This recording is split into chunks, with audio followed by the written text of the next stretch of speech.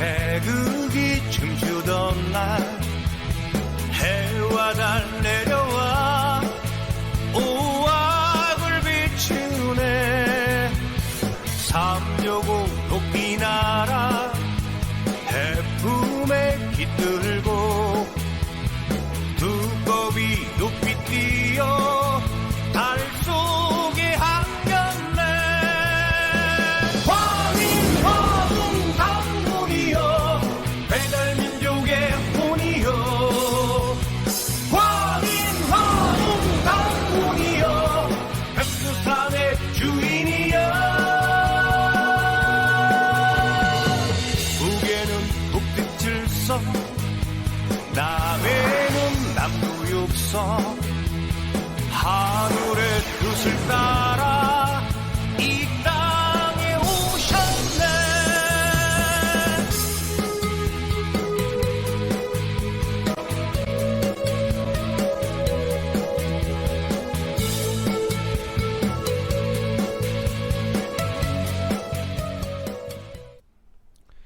안녕하십니까. 증산도 송종환 수호사입니다. 지난 시간까지 100년간의 세계 질서, 국제 정치 질서를 짜놓으신 세운공사에 대해 공부하였습니다. 간단히 정리해보면 세운공사는 선천 상극 세상을 살다간 원한 맺힌 신명들의 한을 풀어내기 위한 인간으로 오신 상제님의 역사 프로그램이었습니다. 이 세운공사는 3번에 걸친 전쟁 도수로 전개되었습니다. 러일 전쟁으로 시작되어 1차 세계대전으로 전개되었던 애기씨름, 중일전쟁을 시작으로 2차 세계대전으로 전개되었던 총각씨름, 그리고 마지막 상씨름은 6.25 한국전쟁으로 시작돼서 최후의 3차 세계대전을 앞두고 있습니다. 지난 시간 공부를 하면서 100년 전 상제님과 태무님께서 보신 천지공사가 한치의 오차도 없이 물 셀 틈 없이 그대로 전개되어 온 것을 확인할 수가 있었습니다. 상제님의 천지공사는 마치 자전거처럼 2개의 바퀴로 달려갑니다. 한 개의 바퀴가 세운공사라면 나머지 1개의 바퀴가 바로 도운공사입니다. 도운공사는 상제님의 대행자가 출세하여 상제님의 도를 이 땅에 뿌리내리고 개벽의 실제 상황을 극복하여 상제님의 가을우주 조화 낙원세계를 건설하기까지 개척의 전 과정을 짜놓으신 공사입니다. 이 도운공사를 통해 지난 역사 과정에서 역적으로 몰려 죽은 역신들을 해원케 하셨습니다. 역적이란 보다 나은 세상을 만들기 위한 꿈을 꾸었고 그것을 실행하다가 시세가 좋지 못해 실패하여 큰 한을 맺은 신명들이기 때문에 후천 조화 성경 건설이라는 우주의 꿈과 희망을 실현하는 데 참여하면서 그 한을 풀 수 있게 되는 것입니다. 자, 그럼 도운공사 내용을 자세히 알아보겠습니다. 교재 40페이지입니다. 도운공사의 가장 중요한 근본 틀은 성사제인입니다. 증산도 진리가 다른 선천 종교들과 근본적으로 다른 점이 바로 성사제인의 진리라는 것입니다. 기존의 종교들은 그들이 믿는 절대자가 와서 자신들을 구원하고 이상세계를 직접 건설한다고 합니다. 신이 모든 것을 맡아서 끝내는 것입니다. 그러나 상제님께서는 그렇게 하지 않으셨습니다. 천지 부모이신 상제님과 태모님께서는 천지공사를 통해 인류가 앞으로 나아갈 이정표 프로그램을 짜놓으시고 그것을 현실 역사에 구현하는 것은 상제님이 아닌 상제님의 도생들에게 맡기셨습니다. 이것이 바로 성사제인입니다. 우주 절대자가 짜놓으신 공사 내용을 현실화시키는 과정을 통해 인간은 상제님과 같은 우주의 중심적 존재로 다시 태어나게 됩니다. 이것이 증산도 진리의 매력입니다. 인간이 영원한 하나님의 종이 아니고 가을우주를 맞아 성숙된 인간으로 다시 태어나 우주의 중심으로 도약하는 사건이 바로 가을 개벽입니다. 이것을 이루어 주시기 위해 천지 부모께서 오시는 것입니다.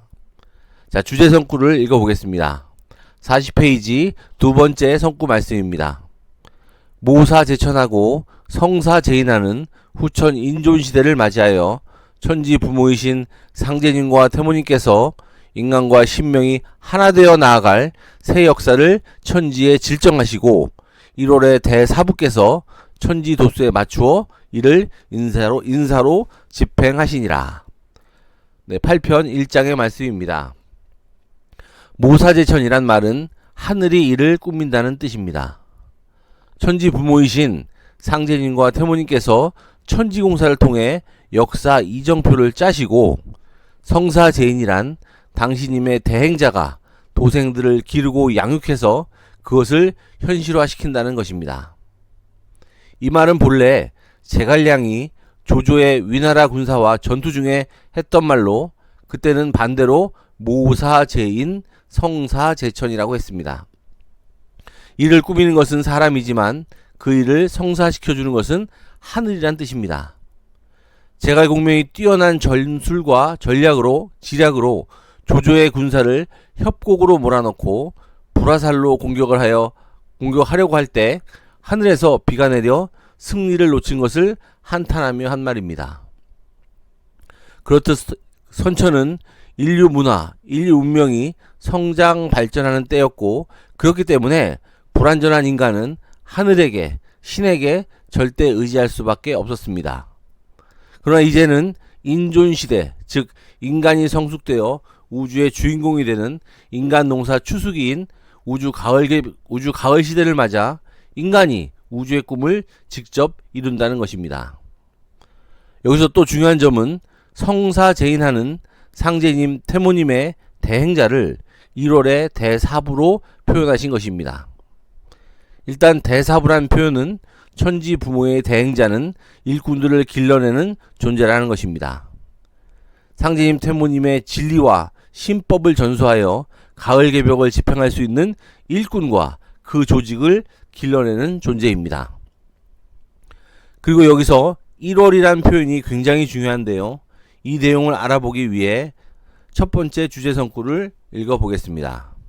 나는 천지 1월이니라. 나는 천지로 몸을 삼고 1월로 눈을 삼느니라. 사편 115장의 말씀입니다.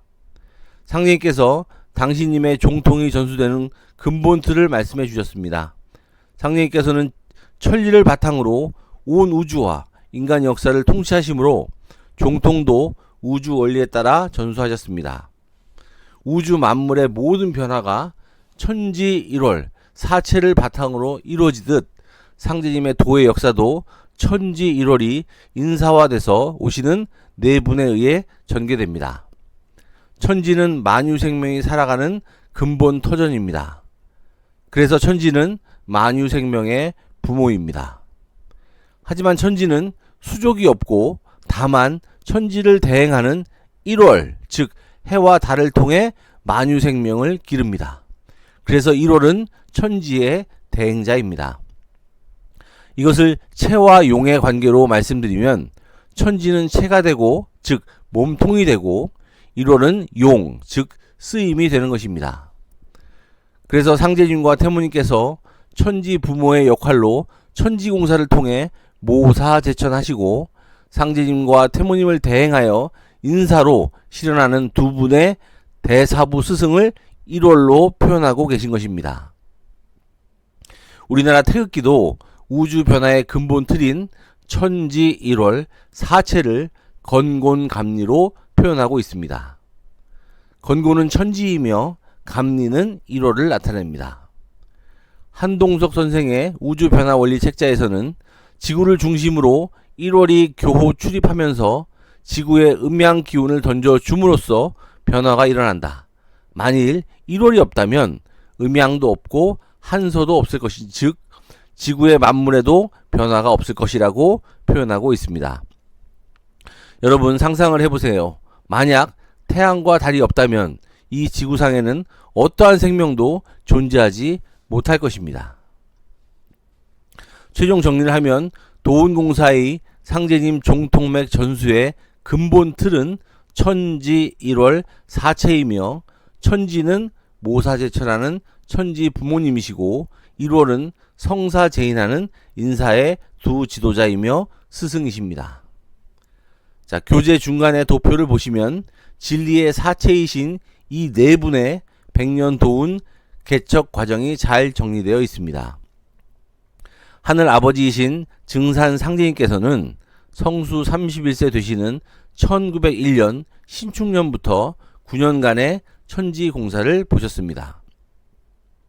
그리고 상제님 무국대도의 첫 교단이 상제님 어천 2년 후인 1911년 태모님을 통해 개창되어 1936년까지 진행되었습니다. 이것이 증산도 도운공사의 제1변 도운입니다. 그 중에서 태모님께서 1926년부터 1935년까지 10년간의 천지공사를 보시고 선호하시게 됩니다. 이렇게 상제님과 태모님의 모사제천의 시간이 끝나게 됩니다. 그 후 일제의 종교 탄압에 의해 일변 도운의 대붕기였던 보천교가 문을 닫게 되고 10년 후 1945년 해방과 동시에 1월 대사부의 성사제인의 시대가 시작됩니다. 1945년 안운산 태상종사님께서 여신 증산도 이변 도운이 김제용화동에서 시작되어 상씨름의 전반전인 6.25 한국전쟁까지 진행되었으며 그 후 상제님께서 짜놓으신 도수에 맞춰 20년의 휴게기를 갖고 음력 1974년 태전에서 마지막 3변 도운이 1월에 두 지도자이신 태상종도사님과 종도사님에 의해 시작되어 지금에 이르고 있습니다. 지금은 세운공사의 3변 마지막 상씨름 후반전이 시작되는 시간대이고 도운공사의 마지막 3변 추수도운이 매듭지어져가는 시간대입니다. 세운공사와 도운공사가 마지막 종착역을 앞두고 있습니다. 교재 40페이지 아래쪽 성구 말씀을 보면 태모님께서는 상제님 진리의 주체가 되는 천지 1호를 상징하는 네 분을 사진주라고 표현하셨습니다. 잘 되었네, 잘 되었네, 천지일이 잘 되었네, 바다의 자 10개자 사진주가 오신다네 라고 하셨습니다. 또 상제님께서는 천지는 1월이 없으면 빈 껍데기요 1월은 지인이 없으면 빈 그림자니라 라고 천지 1월 사체와 열매 맺는 상제님의 일꾼들의 관계를 말씀해 주셨습니다. 그리고 정말로 중요한 것은 도운공사의 천지 1월 종통맥을 통해서 상제님의 진리뿐만이 아니라 가을개벽 인간 시종자를 추리는 병난 개벽 상황을 극복할 수 있는 유일한 법방인 의통이 전수되어 전 인류를 후천 새우주로 인도할 수 있게 되는 것입니다. 다음은 도운공사의 두 번째 틀에 대해서 설명드리겠습니다. 교재 41페이지입니다. 세운공사와 도운공사에 공통적으로 적용되는 틀이 바로 3변성도입니다. 크게 3번의 개척 과정을 거쳐 도성 독립이 실현되는 것입니다. 세운공사는 씨름판에 빗대어 애기씨름, 총각씨름, 상씨름이라 하셨고 도운공사는 1년 변홍사에 비유하여 낙종, 이종, 추수의 원리로 전개된다고 하셨습니다. 주제 성구를 읽어보겠습니다. 신해년 9월 20일 아침에 수부님께서 마당을 거니시다가 정신을 잃고 넘어지시니 이때 수부님께서 일어나 앉으시어 갑자기 상제님의 음성으로 경석에게 누구냐 하고 물으시니 경석이 놀라 경석입니다 하거늘 말씀하시기를 내 생일은 3월 26세라 나는 낙종물을 맡으리니 그대는 이종물을 맡으라 추수할 사람은 다시 있느니라. 도전 11편 19장의 말씀입니다. 상제님 도운의 역사가 낙종, 이종, 추수의 과정으로 전개될 것을 말씀하시고 그중 낙종과 이종은 태모님과 차경석 성도가 맡게 됨을 말씀하셨습니다. 태모님과 차경석 성도는 동갑이며 이종 사촌간으로 태모님의 생신은 3월 26일이고 차경석 성도의 생일은 6월 1일이었습니다. 3월은 변홍사에서 모판에 씨를 뿌리는 때이고 6월은 들판에 옮겨 심는 때입니다. 그래서 3월생이신 태모님께서는 낙종의 역할을 맡으시어 인간으로 오신 상제님의 첫 도문을 개창하셨습니다. 그리고 이를 이어받아 차경석 성도가 넓은 들판에 옮겨 심는 모내기 2종 도수에 맞추어 보천교 600만 대부흥 시대를 열게 됩니다. 그리고 성장과 발전의 도운 개척 시간인 100년의 남법 해원 시간을 거치면서 결국 추수도운이 열리게 됩니다. 태모님과 차경석 성도가 일구신 낙종 2종의 시간을 증산도 일변도운이라 하고, 해방 후 안운산 태상종도사님의 개척 과정을 이변도운이라 하며, 태상종도사님과 종도사님이 함께 충청도 태전에서 여신 마지막 도운 개척 과정을 삼변도운이라고 합니다. 그리고 2변과 3변의 과정을 통틀어 추수도운이라고 합니다. 자, 그럼 1변 도운인 낙종과 2종 도수에 대해 자세히 알아보겠습니다. 교재 42페이지입니다. 먼저 태모님께서 여신 낙종 도수입니다. 태모님의 교단 개창에 대한 선구 말씀을 읽어보겠습니다. 신해년 10월에 태모님께서 신도로서 포정소 문을 여시고 도장 개창을 선언하심에 상제님 어천 이후에 어찌할 바를 몰라 방황하던 성도들이 다시 크게 발심하여 태모님을 모시거늘 태모님께서 대흥리 차경석의 집을 본소로 정하시고 각기 사방으로 돌아다니며 포교에 힘쓰게 하시니라. 이로부터 우리나라에 비로소 상제님 무국대도의 포교운동이 조직적으로 전개되어 신도들이 구름 일듯이 모여들기 시작하더니 그 후 3년 만에 전라남북도와 충청남도, 경상남도와 서남해의 모든 섬에 태우주 소리가 끊이지 않고 울려 퍼지게 되니라. 네, 성구 말씀 그대로 태모님께서는 상제님 어천 2년 후인 신해년 9월 20일 상제님 성령의 가마로 대도통을 받으시고 10월에 포정소 문을 여셨습니다.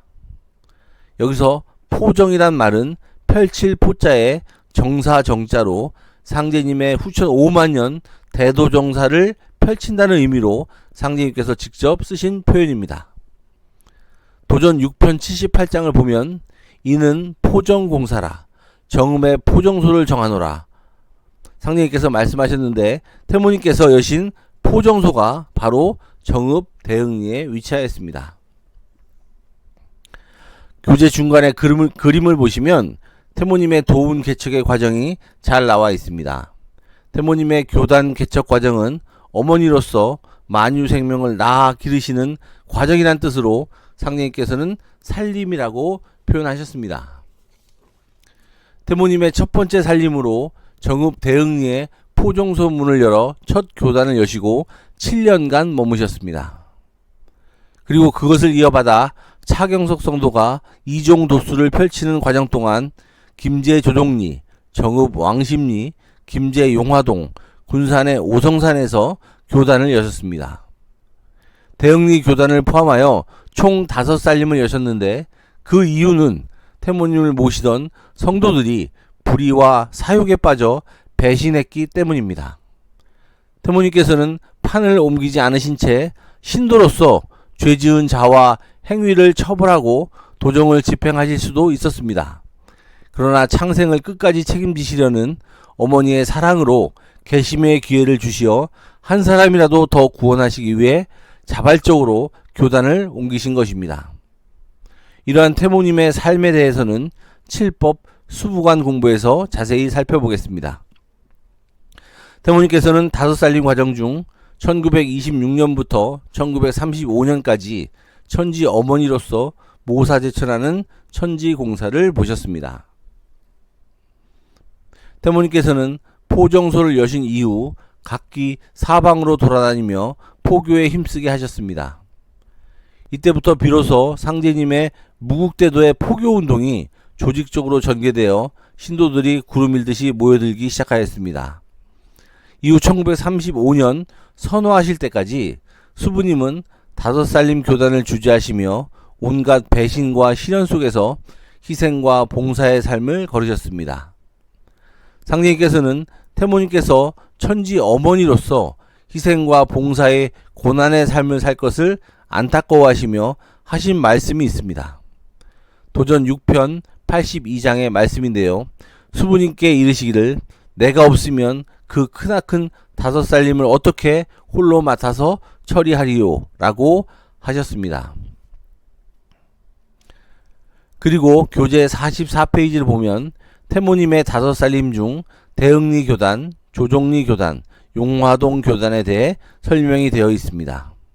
간략하게 요약 정리해보면 첫 번째 대흥리 교단은 태모님께서 처음 도문을 연 포정소로서 수부님의 명으로 3년간 전국 방방곡곡 포교활동을 전개하여 교세가 크게 성장하자 교권을 찬탈하려는 차경서 성도로 인하여 결국 많은 성도들이 도문을 하직하고 각기 문호를 열기 시작하였고, 태모님께서는 7년간의 낙종도수를 마치시고 이종도수이자 남법 회원도수가 펼쳐지도록 도문을 떠나시게 됩니다.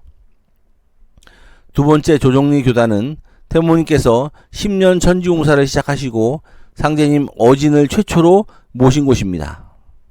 그러나 주축이 되었던 강씨 성도들의 배신으로 도집 재판 사건 등이 벌어져 13년간의 살림을 뒤로 하시고 정읍의 순흥안씨 집성촌인 왕십리로 옮겨가시게 됩니다. 그리고 네 번째 살림인 용화동 교단은 금구로 가면 내 몸이 부서진다는 상제님의 말씀에도 불구하고 태모님께서는 용화동 이상호의 수차례 걸친 간곡한 청을 받아들이시고 용화동 교단을 시작하셨습니다. 금구는 용화동을 부르는 이름입니다. 하지만 역시 이상호, 이정립 형제의 불의가 말로 다할 수 없었으며 사욕과 유교의식에 빠진 신도들이 태모님의 천지공사와 신도세계에 대해 이해하지 못하여 2년 만에 오성산 도장으로 옮겨가시게 됩니다. 하지만 태모님께서는 용화동 교단에 가신 이유는 낙종 이종 도수를 마치고 마지막 추수도를 여는 성사제인의 종통 전수 지도자가 추수도운 개창의 역사를 시작하는 곳이 바로 이 용화동이었기 때문입니다. 그 내용은 다음 시간에 자세히 알아보겠습니다. 다음은 차경석 성도의 이종도수에 대해 알아보겠습니다. 교재 43페이지입니다. 먼저 주제 성구를 읽어보겠습니다. 지난 가보년에 동학 신도들이 여러 만 명 학살되어 모두 지극히 원통한 원귀가 되어 우주간에 나북거리는지라. 오늘부터는 동학대에 한 맺힌 신명들을 전부 경석에게 붙여보내어 이 자리에서 왕우장상의 회원이 되게 하리라. 경석이 금전도 무수히 소비할 것이요 사람을 모으는 것도 가보년보다 훨씬 많게 될 것이니라. 경석에게 밥주걱을 맡겼나니 경석은 제왕만큼 먹고 지내리라. 이렇게 풀어놓아야 후천에 아무 일도 없으리라. 도전 5편 205장의 말씀입니다. 자, 이종도수의 주인공은 차경석 성도입니다. 차경석 성도님은 태모님의 이종사촌 동생으로 동학 접주였던 차치구의 큰 아들입니다. 그는 천자가 되고 싶은 야망을 가진 인물이었으며 상제님을 모심에 있어서도 누구보다 성경신이 지극한 인물이었습니다. 상제님께서는 그의 기국과 야망을 보시고 동학혁명에 참전하여 무참히 생을 마감한 동학군의 원한을 풀어내는 임무를 맡기셨습니다. 동학혁명 당시 동학군이 30만이었고 그중 10만 명이 목숨을 잃었습니다. 대부분은 가진 것 없는 불쌍한 농민들이었습니다. 착취와 억압이 없는 평등한 세상을 꿈꾸며 일어났지만 시세가 이롭지 못하여 참혹한 죽음을 당하게 된 것입니다. 차경석 성도의 아버지인 차치구도 혁명군을 이끌던 동학의 접주였지만 친구였던 동학군의 밀고로 일본군에 잡혀 목숨을 참혹하게 잃었습니다. 천자를 꿈꿨던 차경석 성도가 교권을 장악한 후 1919년 60방주를 임명하여 조직을 구성하고 1921년 황석산에서 천제를 지내고 교명을 보화라고 하고 스스로 천자 자리에 올랐습니다. 그리고 이듬해인 1922년 일제히 교단명 공모 과정에서 이름을 보천교로 등록하게 됩니다. 상제님께서는 경석이 금전도 무수히 소비할 것이요 사람을 모으는 것도 가보년보다 훨씬 많게 될 것이라고 하셨는데 당시 조선의 제1의 종교는 보천교였습니다. 당시 미국 국방성의 밀러 보고서에서는 당시 보천교의 신도가 600만이라 기록하고 있습니다. 시천주주를 노래하며 동학혁명에 종군했던 농민들은 바로 후천 개벽과 상제님의 무국대운을 부르짖은 시천주 군사들이었습니다. 상제님께서는 그들의 원한을 초기 도운 개척의 울로에 붙이셨습니다. 상제님이 짜놓으신 동학혁명 역신회원 도수에 의해 30여만 원원들을 차경석 성도에게 붙여 회원시키신 것입니다. 당시 조선의 제1의 종교이자 국교가 바로 보천교였습니다. 그리고 보천교는 조선의 독립을 위해 투쟁하던 상해 임시정부와 독립군들의 자금을 거의 대부분 보내기도 하였습니다. 해방 후 김구 선생이 귀국을 하면서 첫 일성이 우리 임시정부가 정읍에 큰 빚을 지었다는 말이었습니다. 또 차경석 성도는 천자의 위상에 맞는 큰 궁전인 11전을 짓게 됩니다. 11전의 본체 건물만 가로 30m, 세로 16.8m로 단일 규모로는 우리나라 건축 사상 가장 컸다고 합니다. 경복궁 근정전보다 규모가 더 컸다고 합니다. 그 밖에도 부속 건물이 45동이 있었는데 후일 차경석 성도가 사망하고 일제가 보천교 탄압하고 해산령을 내리면서 11전 건물이 뜯겨져 지금 불교의 중심인 서울 조계사 대웅전을 짓는데 사용되었고 정화당 보화문 등은 전주 역사를 짓는데 썼다는 기록이 있습니다. 상제님께서는 도전 5편 205장에서 경석이 금전도 무수히 소비할 것이요 사람을 모으는 것도 가보년보다 훨씬 많게 될 것이니라 라고 말씀하셨습니다. 차경석 성도는 태모니로부터 교단을 탈취하기 위해 수많은 불의를 저질렀지만 천지공사 속에서 자신에게 주어진 넓은 들판에 상제님의 무국대도를 옮겨 심는 이종도수의 역할을 완벽하게 수행한 인물이었습니다. 자, 오늘은 이렇게 도운공사의 낙종과 이종도수인 일변도운에 대해서 알아보았습니다. 다음 시간에는 추수도운인 이변도운과 삼변도운을 공부하겠습니다. 감사합니다.